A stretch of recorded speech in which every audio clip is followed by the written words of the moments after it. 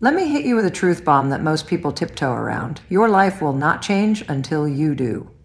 And I don't mean surface level motivational wallpaper change. I mean real, uncomfortable, deep down, no going back kind of change. The kind that starts the moment you stop pointing fingers and start turning that focus inward. See, most people are out here trying to fix their lives by fixing everything outside of themselves. Their job, their relationships, their body, their schedule. They rearrange the furniture, but the house is still falling apart because the foundation is cracked. And what is the foundation? It's you. It's your mindset, your habits, your energy, your standards. You don't need more time, more talent, more people, or more luck. What you need is more you. The real you. The focused you, the one who doesn't waste energy chasing validation, playing small, or performing for people who don't even matter in the long run. Right now, your attention is your most valuable currency, and most of you are spending it on nonsense. You're giving it to distractions, drama, doubt, and dead-end situations that keep you emotionally bankrupt. You're checking your phone before you check in with yourself. You're chasing likes before you've earned your own self-respect. You're so busy reacting to life that you forgot how to lead it. But here's the moment that changes everything. The second you decide to focus on yourself, not in a selfish way, in a sacred way. You start protecting your peace. You start choosing your growth. You stop waiting to be rescued and start building your own ladder. You create systems, routines, boundaries, not because it's trendy, but because it's necessary. And slowly, piece by piece, everything that used to feel chaotic starts falling into place. Not because the world changed, but because you did.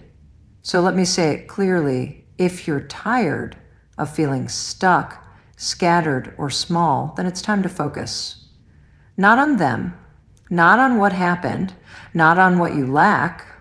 Focus on yourself, because when you do, life has no choice but to follow your lead. Let's talk about the root of why so many people feel stuck, scattered, and unfulfilled. It's because we've been trained, almost hypnotized, to chase everything outside of ourselves. We've been told the formula for success is get noticed, get approval, get applause. And so you start contorting yourself. You shape your actions, your personality, your ambitions, even your values based on what you think other people will like. You seek validation like it's oxygen. But here's the problem. When you live for attention, you die by its absence. This is the trap. You scroll through life, not living it. You compare instead of create. You're so busy trying to be seen that you forget how to actually see yourself. You forget that the only person whose opinion really counts is yours. You're performing, you're posting, you're checking who watched your story, and somewhere in that mess, you lose sight of who the hell you actually are. That's why it feels so exhausting. That's why even when people like you, it never feels like enough. Because deep down, you know the version they like isn't really you. When you chase approval, you give away your power. You outsource your confidence. You say, I'll feel good when they look up, when they respond, when they follow. And that conditional confidence, it's fragile. It's unstable. Because the second they ghost you, unfollow you, or ignore you, you start questioning your worth again. That's not empowerment. That's emotional debt. You're in a cycle where your peace depends on whether someone else decides to pay attention today. Now let's get real. This isn't just a social media thing. It shows up in your career, in your relationships, in how you dress, talk, act. You make decisions not based on what's right for you, but what looks right to others. You stay quiet when you want to speak. You agree when you want to walk away. And every time you do that, you reinforce the belief that you don't matter, that your needs come second, that your truth isn't safe in the world. That's not humility. That's what? Self-abandonment. So what do you do instead? You stop chasing and start facing. You face the uncomfortable truth that most of the people you're trying to impress don't even know who they are. You face the reality that attention is cheap, but alignment is priceless. You stop looking outward for direction and start looking inward for clarity. This is where the real work begins, the quiet, uncomfortable, often lonely work of getting to know yourself. What do you value? What do you believe in? What are you willing to lose so that you can stop losing yourself? And let me tell you something, when you start focusing on yourself, people will say you've changed. They'll say you're cold, distant, selfish. Let them talk. That's their discomfort speaking. That's their addiction to a version of you that played small for their comfort. Let them miss the old you, because the new you, the focused you, the unapologetic, clear, grounded version of you, that person doesn't beg. That person doesn't explain. That person is too busy building to be bothered with small talk. This shift from chasing to facing, it's not easy. It takes discipline, it takes solitude, it takes letting go of the need to be liked, but once you taste the peace of being fully aligned with yourself, once you experience the clarity that comes from not needing anyone else to co-sign your decisions, you'll never go back. You'll stop reacting. You'll stop chasing closure from people who never deserved access in the first place. And that's when your life starts to change, not because things magically fall into place, but because you finally stopped pushing pieces that never fit. So I want to leave you with this: stop performing for the crowd, start performing for your purpose. Let the world adjust to your energy, not the other way around. The moment you stop chasing attention and start facing your truth is the moment your life begins to realign itself quietly, powerfully, permanently. You don't need their applause to be valid. You need your own attention. Give it now. If you want to change your life, stop focusing on changing other people. Stop trying to control what happens out there and start examining what's happening in here. That's where the real transformation starts, not in the world outside of you, but in the environment you carry inside your own head. Most people don't even realize that their lives are out of control because their minds are. They're not lazy, they're just mentally cluttered. They're not stuck, they're just buried beneath habits, beliefs, and distractions they've never actually examined. We spend so much time trying to manage our schedules, manage people's opinions, manage outcomes. But the question no one's asking is, what are you managing on the inside? What are you tolerating in your own head every single day? Because what lives in your mind is what leads your life. If your inner world is chaotic, scattered, resentful, self-critical, don't be shocked when your outer world mirrors it. Life isn't just happening to you, it's being shaped through you. Every thought you repeat, every emotion you feed, every habit you reinforce, that's the architecture of your reality. And I know that might sound heavy, maybe even overwhelming, but here's the upside. You're not powerless. You're not a passive observer. You're the architect. And that means you can rebuild. But before you rebuild, you've got to audit. You've got to be willing to sit down, get honest, and look at your mental inventory. What thoughts are on autopilot? What beliefs did you inherit that never question? What behaviors have you normalized that are actually self-sabotage in disguise? Let me break it down even further. If your life feels chaotic, check your habits. If your relationships feel empty, check your boundaries. If your mornings feel rushed and reactive, check your routines. And if your self-worth feels unstable, check the voice in your head. The one that's been narrating your life without your permission. Most of the time, it's not even you talking in there. It's someone else's voice. A parent, a teacher, a past partner, a bully from your childhood. OD. And you've been repeating those words long after they left your life. That's why this level of self-focus isn't selfish, it's necessary. You can't lead a healthy life if your internal leadership is broken. You can't build something beautiful from a foundation that's cracked. This is why focusing on yourself is so powerful, because when you start doing the work internally, everything externally begins to organize itself around your new standards. You start seeing who respects your boundaries and who is just using you. You start noticing which habits fuel you and which ones drain you. You stop spending your energy on fixing people and start investing it in fixing your alignment. That clarity, it's electric. It creates a ripple effect. You stop tolerating chaos. You stop explaining yourself. You stop negotiating with the version of you that was okay, living in survival mode. And I want to be clear, this isn't about becoming perfect. It's about becoming present.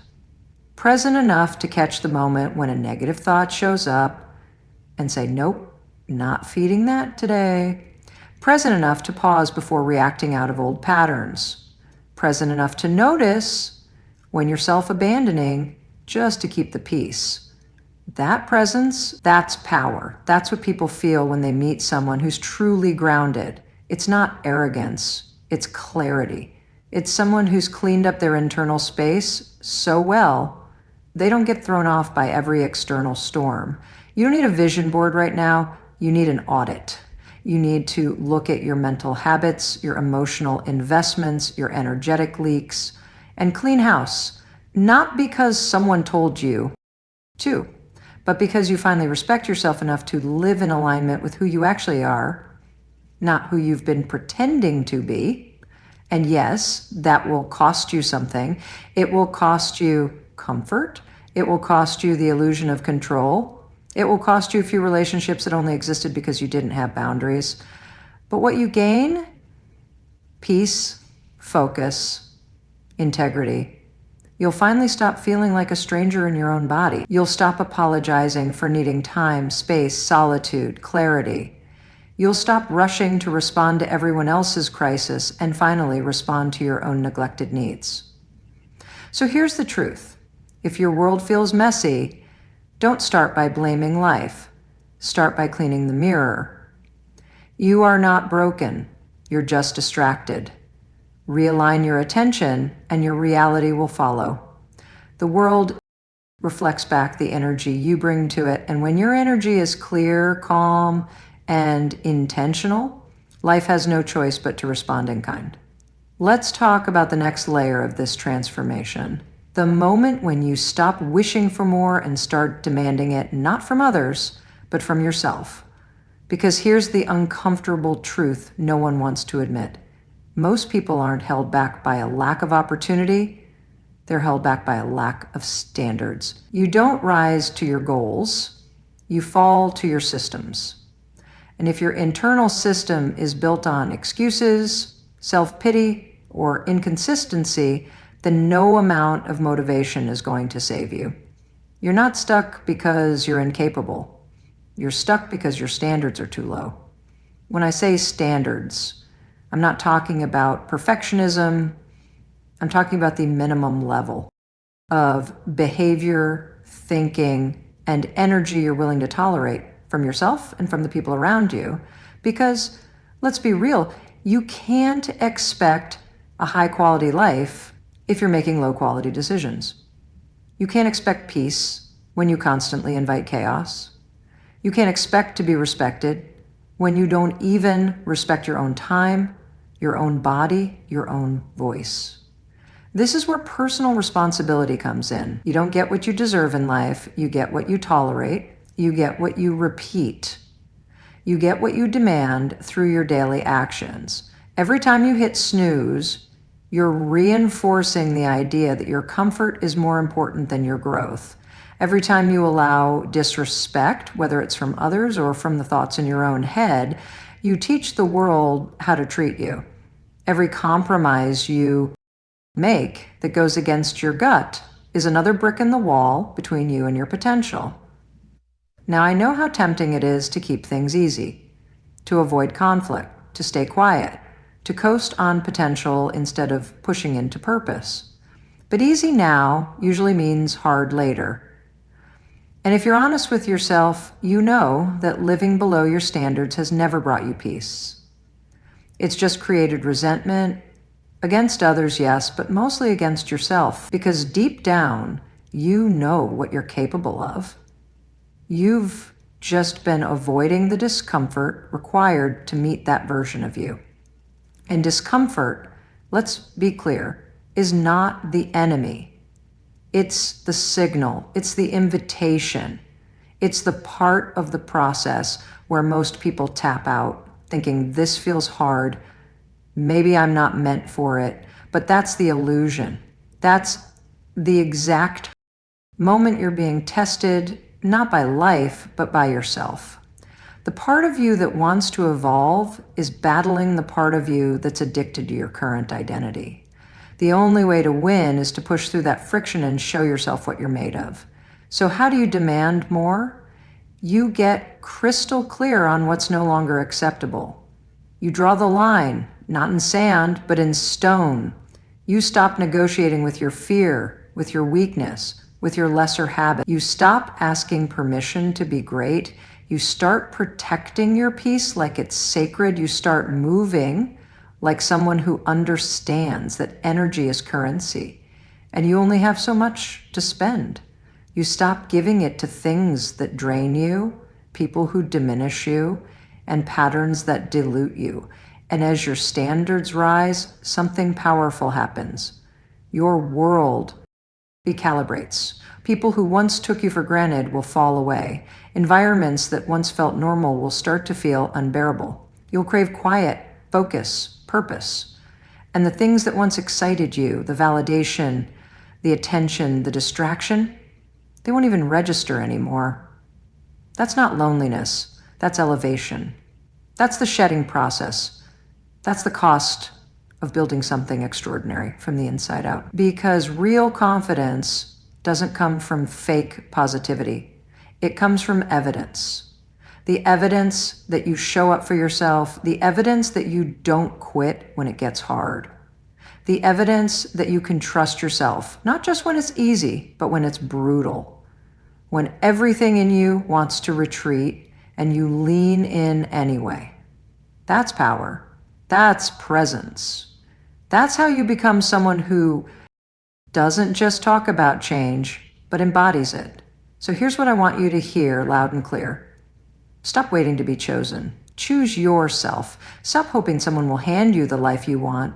Build it, brick by brick, day by day. Raise your standards and watch what no longer fits fall away. Not because you forced it, but because you finally outgrew it. That's the goal, not to be better than anyone else, but to be too focused to be distracted, too disciplined to be inconsistent, too aligned to be manipulated.